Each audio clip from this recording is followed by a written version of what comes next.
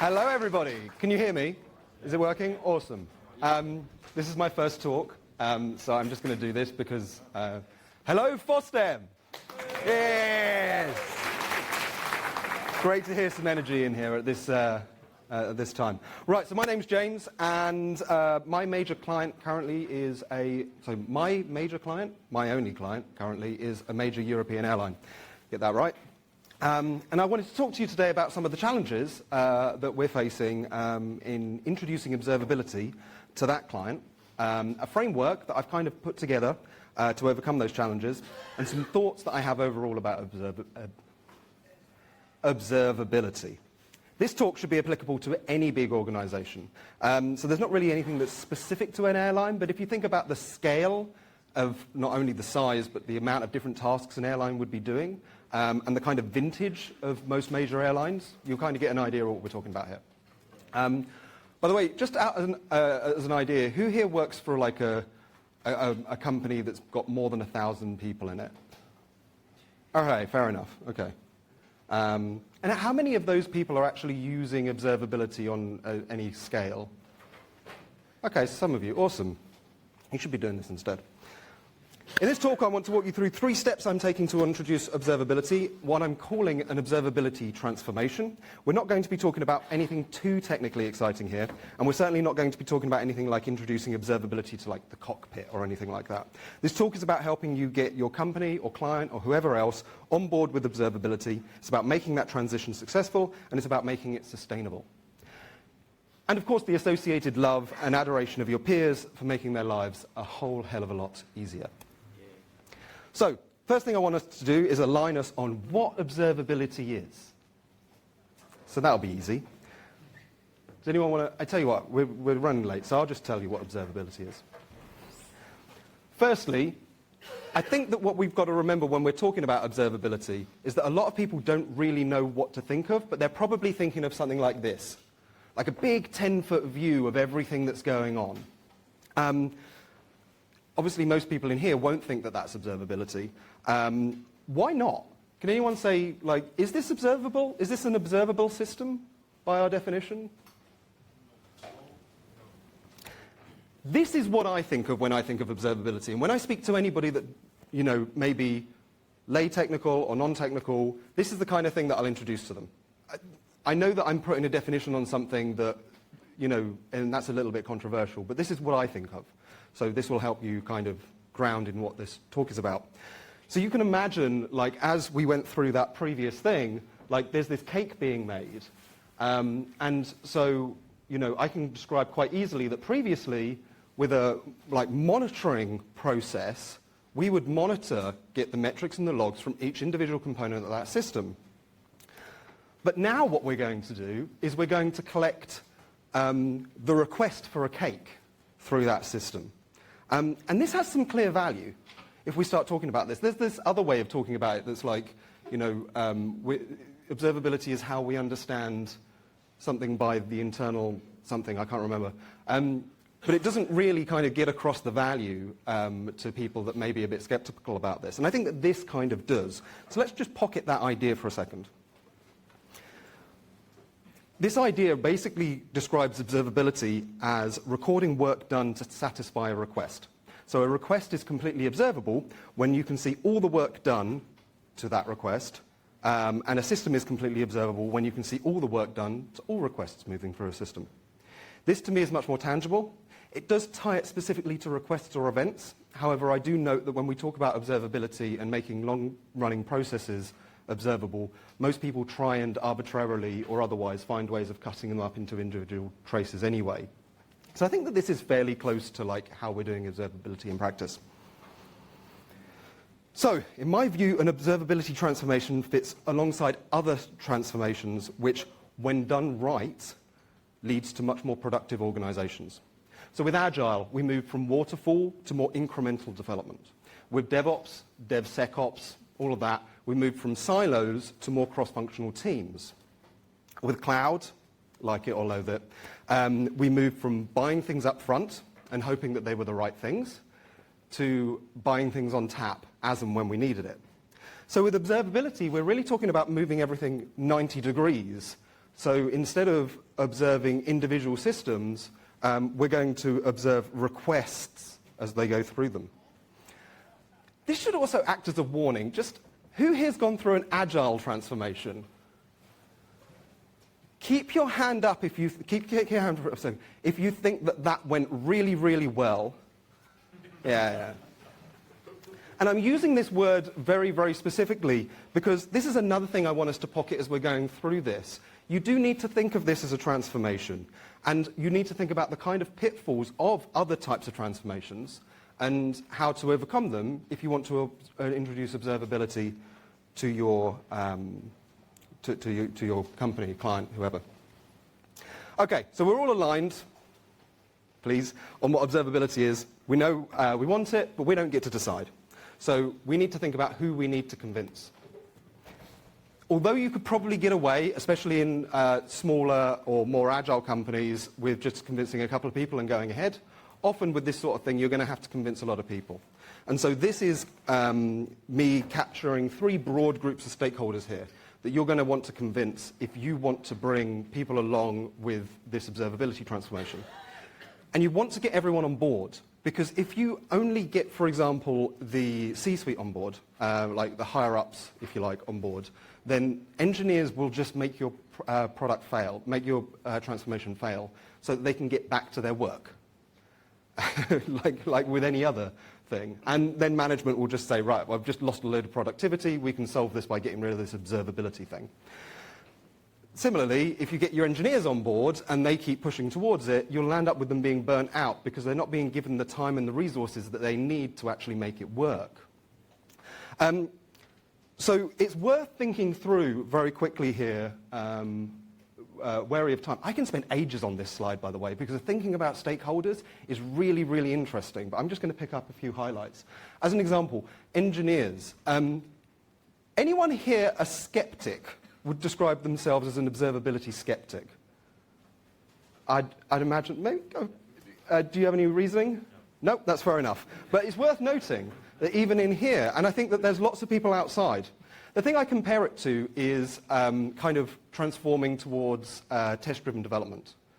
A lot of places will introduce test-driven development, and the way that they'll do it, for example, is their experience will be that some manager somewhere will insist on 100% test coverage. And so they've gone through that. They have to do all these ridiculous things to jump through hoops to get this transformation to be complete. And then they come out at the end of it saying, well, test-driven development's crap. We're not doing this. And then they manage to get rid of it, and they manage to dump it. So you might think that of these 3 people, the engineers would be the easiest to convince, but there are lots of people that are out there that have gone through 3 or 4 of these now and really need to be sold on whether this is going to help them. So really don't think that they're going to be automatically on your side just because you're convinced. And also, I'll note all the disagreement that we have just in this one conference about what the best tooling and the best approaches are anyway. Quickly on things like management. Management will want to be convinced that it's not going to break down productivity. One example I'll give when we're looking at, for example, higher-ups like the C-suite, they're going to be interested, you're going to be asking them to spend money because you can't just say, oh, we're going to do this. You want to actually resource a team. With my client, what we did was we actually went through the outages over the last 12 months, and we did some estimates, and we said they were estimates, and we caveated like what the caveats are. And we went through and we worked out how much time we think would be saved on outages, on each of these outages, if they had good instrumentation of their code and if we could identify the issues more quickly. And they could go away and they could calculate that in terms of a cost, which they could use to justify it. So don't forget about your stakeholders. One thing that you didn't hear is, in all of that, is what tool to use. That's because, sorry, everyone that makes a tool, it largely doesn't matter at this point.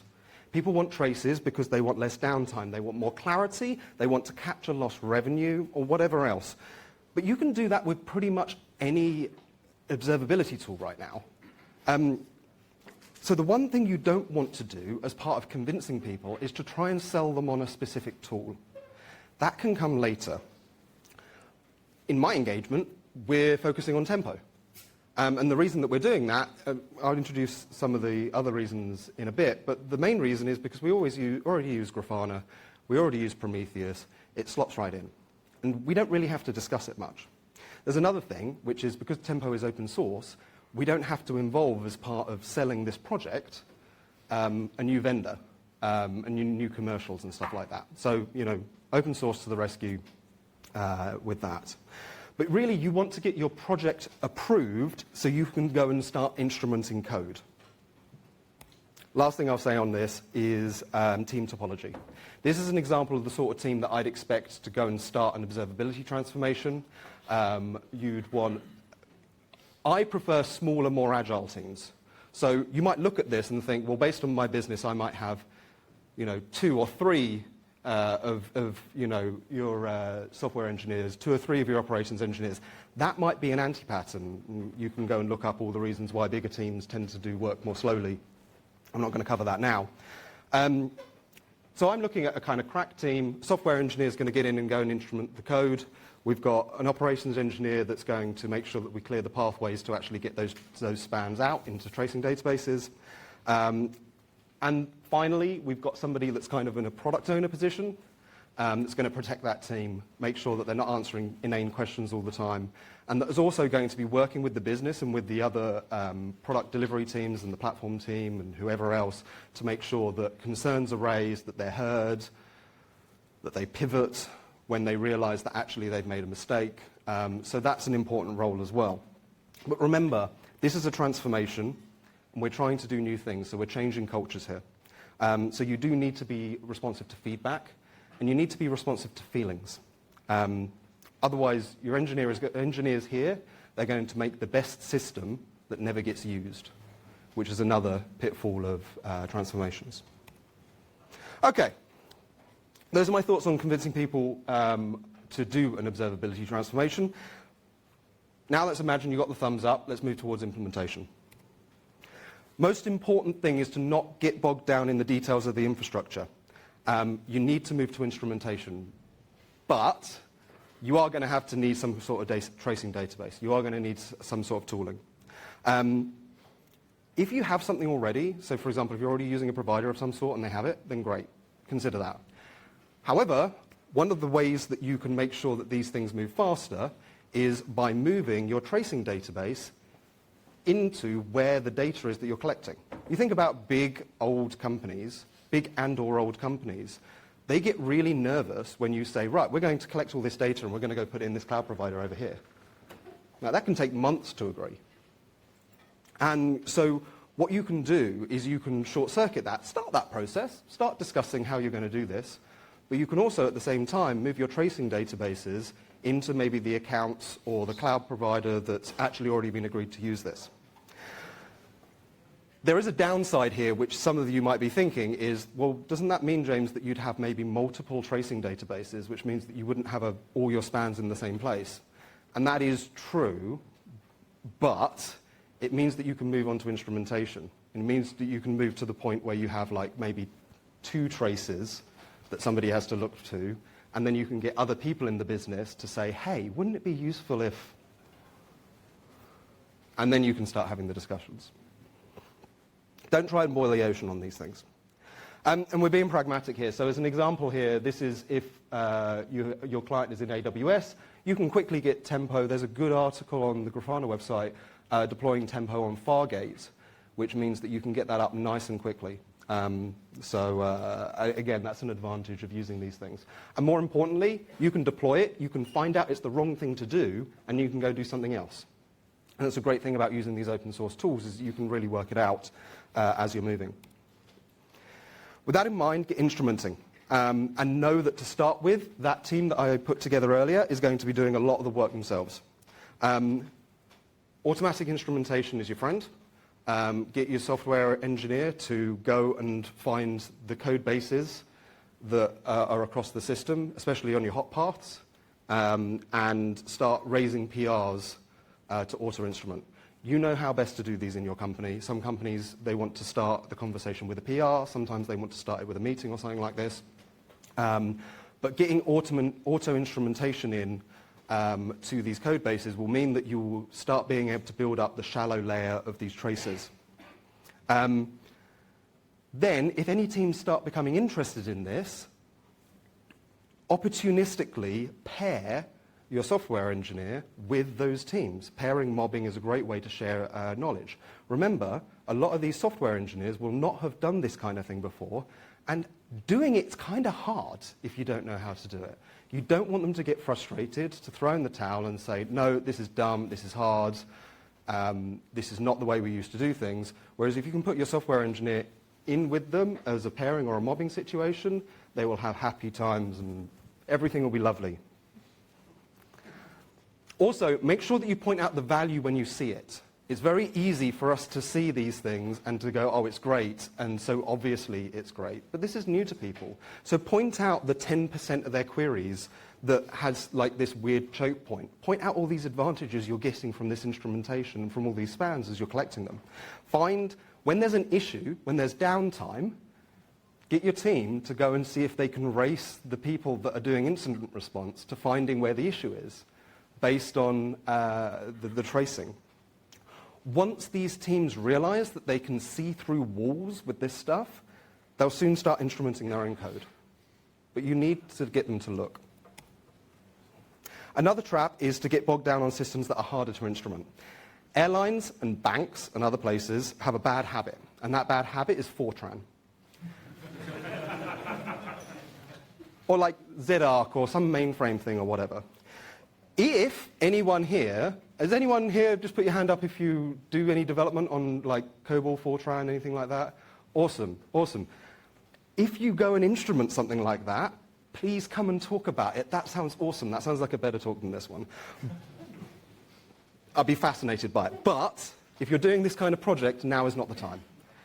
Something like that is not really going to, correct me if I'm wrong, anybody out there, I don't think there's any auto-instrumentation for like Fortran code or anything like that.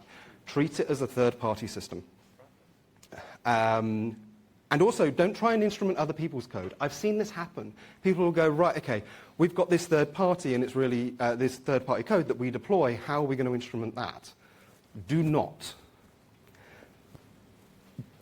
Instrument the stuff that is there and then accept that you're going to get to a point where it's going to roll over to logs and metrics. If the tool that you're using allows you to be able to connect up logs and metrics to your traces, that's really handy. Because remember, in these big organizations, you might never reach the golden sunlit uplands of traces for everything. So you're always going to have to go back. You can think of it sort of like fast traveling through the infrastructure, as that you are not going to be able to get to the point where necessarily you're going to be able to get into the point in the Oracle database that you're really trying to kill that's actually had this problem. But you will be able to fast travel to the bit in the code where it makes a query to an Oracle database, and then you'll know which logs and traces to look at. So the goal really is for wide coverage, especially of hot paths. Now that brings us to another thing, which is culture change. So you've been working on this for maybe 6 months or so. It's a fairly short project. You've gotten traces. You've got end-to-end on many of the requests passed through the systems. People kind of get observability now. So those 3 people will come out with a few others and build an observability engineering team, right? I would say that for most organizations, that's the wrong way to do things. There are companies for which observability engineering, having separate teams stood up for that kind of thing, does make sense. But for most places, you're really going to be looking at creating this kind of... This is one of my favorite slides ever, which is weird. I have weird favorite things. But this talks about like a DevOps transformation, where what you do is you create a DevOps team, and the best DevOps team disappears after like 6 to 12 months. Because what it's done is it's created this thing where they come together. And you should, this is a valid way of doing things for observability as well. Ultimately, you may have an enablement team. However, instrumentation should be being done by devs as part of their day-to-day work now. The tooling needs to... Oh, 5 minutes? Oh, slow down. Enablement should be sharing best practices and doing training and stuff. The tooling really needs to be absorbed into an existing platform team. And this is the really cool part, is that now, if you think about it, you've gotten to this point where you've got all this instrumentation into your code. You can start thinking about what kind of tooling makes sense for your organization. Whereas when you started, it's very hard to, that wasn't 5 minutes. Okay, I'll stop. So, yeah, if you've done your job well, hopefully these people won't need you anymore, and you can go and absorb back into teams, and you can call that project complete. You might be able to do some kind of enablement team, but as I said, that wasn't meant to have a question mark at the end of it. Go and affect change. I'm going to end it there. There wasn't much time. I've got so much more I want to talk about on this subject, so I might do a follow-up thing. If you have any questions, I'd be happy to answer them, and you can find where to find me at that website. Did I just bow? Thanks, James. We have still 5 minutes for Q&A. Some questions here.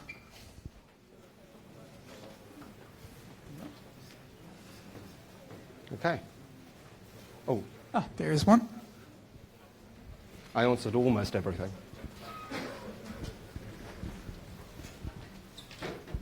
Hi. How long has it taken for you to convince a big org or an old company to move from no observability to some sort of observability? Completely convinced? I'll let you know. So I maybe joined back in May with this client and was helping them with a previous project that was getting wrapped up. So I'd say it's been 8 or 9 months working on other things and kind of identifying this as a need, where it's been working through. Yeah, it can take time. So because you've got all, as I said, you go back to that stakeholder slide. I could have spent a whole 20 minutes just on that, because you've got to kind of get everybody aligned. I've done lots of like meetings. I've shown people off, shown things off to people.